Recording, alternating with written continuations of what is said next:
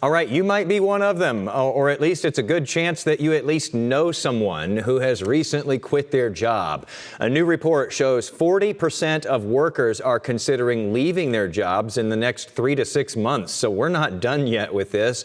Here to talk more about why so many people are leaving and maybe more importantly, where they're going is money and business expert and author of the new book, Good Money Revolution, Derrick Kinney, back with us once again here this afternoon. Hey, Derrick.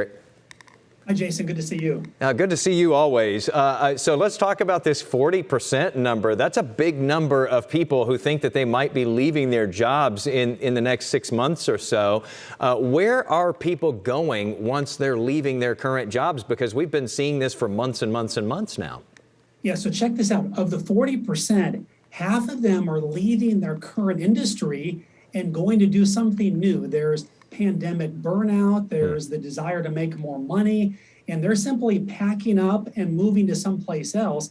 The other people are either wanting to work from home and they're wanting to stay there, work part-time, and have the freedom and flexibility home provides, or more and more people, Jason, are taking that entrepreneurial bug and taking the risk and betting on themselves. Yeah, you know what? That makes a lot of sense. We've been seeing that, borne out in the numbers. And it seems like every time I do these stories about, Texas having a huge number of people quitting their jobs, people get all up in arms and they go, people need to get back to work. It's not that people are just quitting and going and sitting back at the beach, Derrick. They're looking for other opportunities out there because the job market is just ripe for them right now.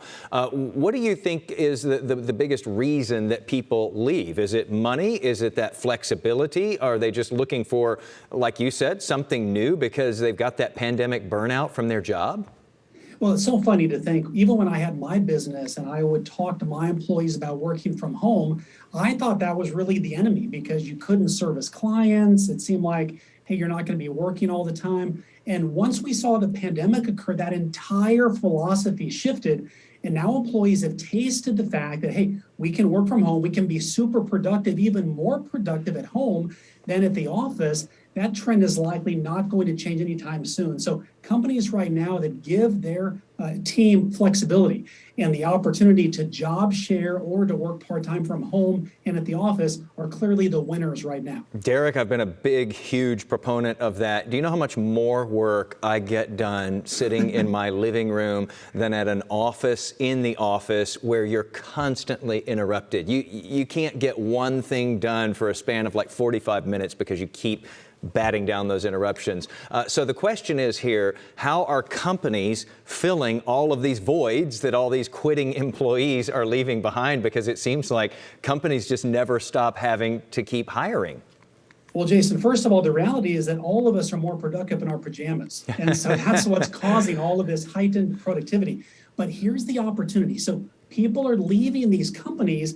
What it does is it leaves gaping holes. I call those opportunities for people to step into jobs that they typically don't have the experience to fill. So what HR people are looking for is not just the educational background, but simply experience. If you've got the skills, as I like to say, that pay the bills, you can apply for these jobs and typically get a higher pay grade because companies need to put bodies in those seats. And if you can impress and really take responsibility, you're going to stand out and you might even launch a new career that you weren't even planning on. And I've talked about this before too, Derrick, and I think we've talked about this. Apply for the job. Even if you don't meet every single one of the key things that they're looking for, if you meet a lot of them, the chances are right now they'll at least consider you at this point because they're desperate for people in a lot of these places.